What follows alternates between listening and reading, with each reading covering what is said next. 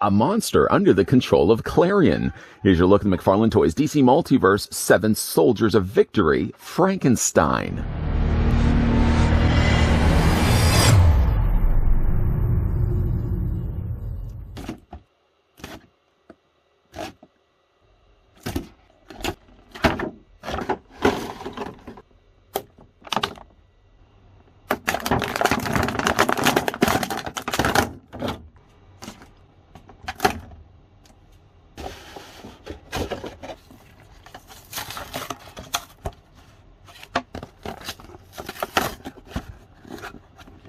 Victor Frankenstein, a young scientist, becomes obsessed with the spark of life, and soon creates a life of his own. However, he's immediately disgusted by his monstrosity and abandons it.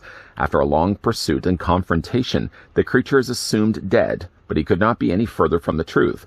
Now, centuries later, the creature has returned. Donning his creator's name, Frankenstein fights the forces of evil as an agent of shade, superhuman, advanced, defense, executive. Just before we move forward looking at Frankie, I'd like to thank the folks over at McFarlane Toys that did take the time and provide this sample of the 7 Soldiers of Victory Frankenstein. And we can have a look at this video. Grabbing now the tape measure. Of course, we're going to have to extend the tape measure a lot longer than normal just because this is going to be a really tall figure. Frankenstein, in fact, stands 9.5 inches in height, or the figure's 23.5 centimeters tall. To put that height in proper perspective, let's actually slide over Frankenstein and bring in a previously equally large figure. Here's what he looks like next to Mongol. Now, Mongol was a really tall figure, and even then, just to put him back to back with Frankenstein, Frankenstein, in fact, is taller than Mongol, providing, of course, I'm not going to knock them over. Another comparison we can certainly make as well. I wanted to bring in a Batman. I think lately I've been using this as the norm. Here's what he also looks like next to DC Rebirth Batman. Batman's pretty small. He only goes just a little higher than the waist area here of Frankie. Checking off the boxes of the accessories that come included with Frankenstein, he comes included with a trading card. Check. Comes included with a black display stand. Check. He also comes included with a sword. I think as well in the comics, Frankenstein would be also carrying around often a gun. For obvious reasons, the figure doesn't come included with a gun. Let's look at the trading card. The trading card, as you can see, does have a really nice image here of Frankenstein. And once again, they are using an image taken from the pages of the comic and not actually figure photography. Down below, you can see it says Frankenstein from the 7 Soldiers of Victory. And then on the back, his real name is Frankenstein, though it is his adoptive name from his creator. And then there is a paragraph read that you can read for yourself by simply just pausing the video. Or you can also rewind the beginning of this video, or just around the beginning of the video where I also read this off while the figure was spinning around on a rotisserie. I'm going to put the card to the side and put that on display with the rest of my comic tied-in cards. Because generally when it comes to, again, these cards, I'm going to make a long story short, hopefully. Generally when it comes to these cards, I like to put the artwork cards together, and then I like to take the figure photography cards and put them together. And I keep them separate that way. They're still in the same binder. They're still together. They're still hanging out. And I like to keep these ones all kind of together, where all the artwork is being used instead. I think I did make that a long story short. The figure also comes included with a small display stand. It's not necessarily small for a standard size figure like that Batman. This would be ideal. But when they get a character as big as Frankenstein with as big of a feet as he actually does have, I think a display stand like this, they probably should have just increased the size. I know, granted, it would have been more cost involved to actually produce a stand that's bigger than this, but they have done it before with the McFarlane figures of the mega size. They generally give you a bigger size display stand. I guess it's really fine anyways. His big clunkers anyways, he stands fine. He's got big, flat, shoebox style boots.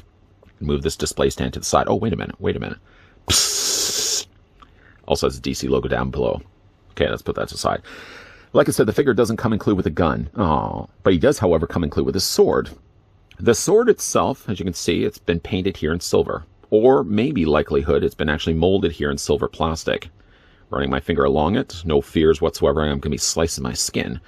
You can see as well, the guard and the hilt has been colored the same color. Kind of a dark, I would almost say Werther's original kind of caramel color. This can be held in his hand, although with this figure, there's only one hand that's really better to hold the sword. This other hand is kind of more just a gestured or mauling hand. Simply then just take the hilt, slide it in between. The plastic, I would say, for the fingers for Frankie are a little harder, a little more rigid. So he may have to work a little harder to get the sword in his hand. But he does hold the sword pretty good, in fact. But there's also one other place that you can store the sword. Taking the sword right now. All the work that I spent just to get that into his hand. Let's take that out of his hand right now and spin the figure around. Located here on the back of his torn sleeve trench coat. He actually does have a little loop right here. You can then take the sword and sheath it on the back of his body. So that's one place to store it. I suppose I probably will still end up displaying him with the sword in his hand, just because, again, it's always nice to have an accessory displayed in figures' hands. You don't always need to do it. But I think in a case like Frankenstein, I'm leaning more to the idea of displaying him with the sword than I am displaying him without the sword. Of course, the rest of this review, we're going to leave the sword out. I'm going to put that to the side so we can get at least a closer look at the details here on the figure itself. As close as I can get in to the actual head sculpt here for Frankenstein. I like it. Now, I'm biased maybe as well because I've always been a big fan of Frankenstein's monster from the early days of the Universal Studios monster movies. But I really like the look of Frankenstein quite a lot here. He does have all the kind of checked off boxes you expect Frankenstein to have. He does have the little electrode bolts here. Not though on his neck. That's still kind of... That's questionable territory. We can't really be putting too close of a likeness to the original Universal Frankenstein. So instead, actually, the bolts are up here rather than actually on the sides of his neck. The bolts still are nice to have that as an included touch. Of course, he still has the staples there and stitches across the top of his head. It's very red, the way they've colored that in. I guess if he's been a monster that's been like this for a long period of time, maybe the red wouldn't be as bright as it is. But I think that as well, this is the way he looks in the comics. Maybe in the comics it's a little bit darker than this, but it does certainly pop. There's no denying that. The face sculpt is actually really good on this one. I don't know why for some reason here, this area, would that be the jowls? The jowls of Frankenstein? This part actually reminds me very much of Swamp Thing. It also so happens to help the fact he's actually this darker green as well that really makes me feel like I'm looking at Swamp Thing almost. The darker color that they put around the tiny little yellow eyes really does allow the eyes to pop. And of course he does have the shaved head with a little tuft of hair on the top of his head. I think in the comics it's slightly shorter than this. But again, I'm really happy with how the head sculpt turned out. Whether it does remind me of Swamp Thing or not, really happy with how the head sculpt turned out here for Frankenstein. Now for the rest of his body, Frankenstein, I should say, has a really interesting looking suit. We've already mentioned the fact he does have the ripped off sleeves. He's torn those off. I guess the sleeves were just getting in the way. When you want to be a monster and you want to start getting fighting, I think sleeves would just get in the way of things. Often at times, if I'm buying jackets, I just rip the sleeves off the jacket because I never know if I'm going to start getting into a tussle. The ripped off sleeves at least allows you the chance to see all these stitches that they've added to the sides of his arms, on his bicep I should say, on his forearm here as well. And they've also added a wash to it so those stitches stand out. The actual jacket itself is kind of more of a molded gray plastic. It does have some really nice sculpting that they put down below here. Natural draping and natural wrinkling that a jacket would occur, especially when you're on a bigger build like a monster like this. The jacket does look pretty good though, and again, because it's softer plastic, and because it's also only on the back of the figure, it's not going to really impede the articulation on him, which we'll talk more about in a moment. He does also have the vest here in the front, and some nice use of bright red, some equally bright yellow also here for the snaps on the sides. I do really like the look of this. Again, it's very comic accurate. Just again, bring back in the card so you guys can see. I mean, I think they've done a pretty good job of still getting that same coloring in place. Like the red looks pretty close, the yellow looks pretty close, and of course the coloring of the gray jacket looks equally good as well. One thing though that you may be noticing as I'm bringing the card in here is he does have himself a belt. Does the figure have a belt? It doesn't look like he does. Well, he does. The belt is actually right underneath his vest. It's so in fact hard to see. It helps if you tilt the vest back just a little bit by of course, by bending the torso back. You can see that the belt is there. Unfortunately, though, it wasn't painted. I mean, really, to be fair, most of the vest is going to be covering over the belt anyways, that you're really not going to be able to see it. You still see a buckle, but it's only really when you start rotating the figure that you notice that the belt, unfortunately, wasn't painted on this figure. He does have gloves, very large gloves. I can't even imagine what size this would be. He'd have to go to big and tall. And even then, he probably would be having to have them special order these gloves, just so they'd be able to fit over his giant hands. He does have also himself a pair of blue jeans, or blue pants at least. It looks like likely they've taken black plastic and probably brushed over top of it the blue, because the blue looks like the thing that's standing out. Of course, he does have his big clunker-looking boots. There's a few little areas on the sides of the boots that maybe are missed on detail. like this little side area here. I don't know if those be, what would those be? Spats? Probably just more details on the sides of the boot. They probably could have gone and painted those in silver. But overall, really nice looking boots on Frankenstein. He seems to have what I feel small feet.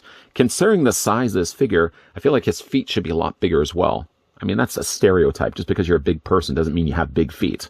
But I think most of the people I've run in that are generally large in size generally also have large-sized boots or large-sized feet. For the articulation here for Frankenstein, his head, first of all, is on a ball joint, so it can rotate all the way around. The head does look up pretty good, in fact. The head can also look down. The head, if you can also believe it as well, it's not that far, not too hard to believe, does also rock back and forth as well. Because he also has no sleeves on his jacket, it makes things quite easy actually to have the arms moving out. 90 degrees would be safe to say. Take the arms and rotate them all the way around. Figure does have a bicep swivel. Figure does only have a single hinge in the elbow. That's it. He has also a swivel in the forearm, so he actually does have swiveling 2 points, one in the bicep, one in the forearm.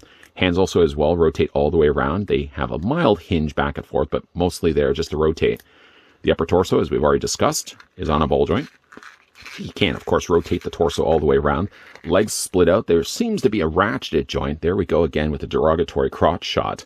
He does have a ratcheted joint, though, on the legs. Nice tight legs on this one. You bring the legs forward, bring the legs back. He has a double hinge on the knee. No articulation, surprisingly, for the boot. I thought the boot would have been a separate piece from the rest of the calf, but the likelihood of them likely using this mold again is probably slim to none. They probably just decided instead to sculpt the boot as part of the lower calf. Then he does have ankle pivots. Now, the ankles on this figure are really tight. And again, I would much rather, no complaints. Don't perceive this that I'm complaining that he doesn't have loose ankles. Rather, I'm actually happy that he has not loose ankles. They're a little loose this way, but they're not loose up and down, and that's the part that is most important to me. And the figure, of course, does have toe articulation. Get a good look at those treads, by the way. And again, he does have the peg holes on the undersides of his feet. To be all honest, though, I don't think he really necessarily needs a display stand. I suppose if you are going to be putting him in a running pose, would we ever really see Frankenstein running? I guess we would, still in the comics. But if you have him just standing straight like this, he stands fine. No problems whatsoever. So even though they did include the display stand, I almost feel like the figure didn't even need this. And instead, I wish they could have used this plastic for a gun. I know. They can't release guns right now. The mandate. Other than that, though, I really like the look of Frankenstein. He's enough Frankenstein. He gets enough of that read across from me that I really like the look of the character. Again, some biasness could be on my part, simply just because I like the look of the old universal design of Frankenstein. He's enough of Frankenstein that you read right away who he is. And again, he's big in size, big in stature, and perfect for putting on a shelf, especially if you want this guy to stand out. Now, do you think it's safe to speculate, because now we already have a Frankenstein's monster from McFarlane Toys, that the team is also planning to release the rest at some point down the road, the 7 Soldiers of Victory? I certainly hope so. While Frankenstein would have been pretty high on my list for the one I wanted right away, I'd like to think that if they're going to release one character from a team, that sooner rather than later, they're going to release the rest of the members as well. Frankenstein does seem a bit out of place by not having the rest of the characters around with him, but I'm also going to be probably planning to display this guy with the likes of Swamp Thing. I know he's probably not really teaming up with... I guess that maybe at one point he teamed up with Swamp Thing. I'm trying to remember now. But because they have similar size, similar colors, and similar jowls in the face, maybe for right now, until we get the rest of the 7 Soldiers, I might end up displaying Frankenstein on the shelf with Swamp Thing. Even if he never really teamed up with Swampy, I got to think in my mind, when it comes to certainly displaying these guys, my mind, they teamed up and they battled evil together. Let me know down below in the comment section. Did he ever team up with Swamp Thing? I'm sure he did at some point. When it comes to certainly this figure, I think McFarlane team has done a great job on him. He's big, he's bulky, and one thing I actually didn't even mention in this review, he's really heavy too. Some of the larger mega-sized figures often have hollow pieces to them, or hollow shells. When we had a look at, for example, like Mongol seemed to have more of a hollow shell with solid plastic used for all the joints.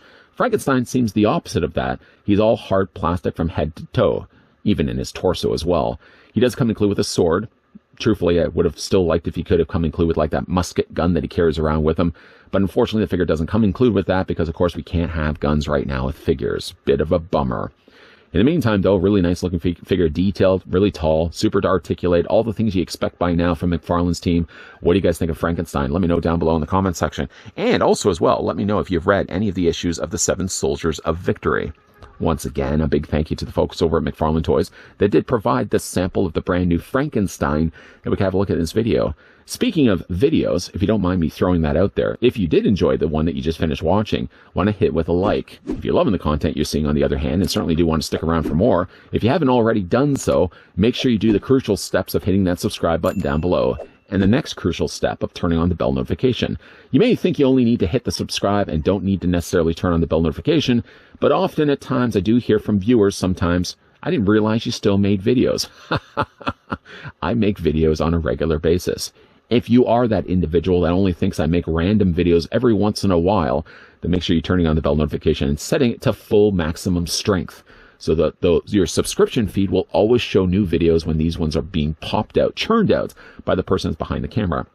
By the way, there also is going to be a lot more McFarlane Toys DC Multiverse reviews. So if that's the kind of thing you like to come back to this channel for, there's definitely going to be a lot more coming your way. As always, guys, thanks for watching. See you guys next time.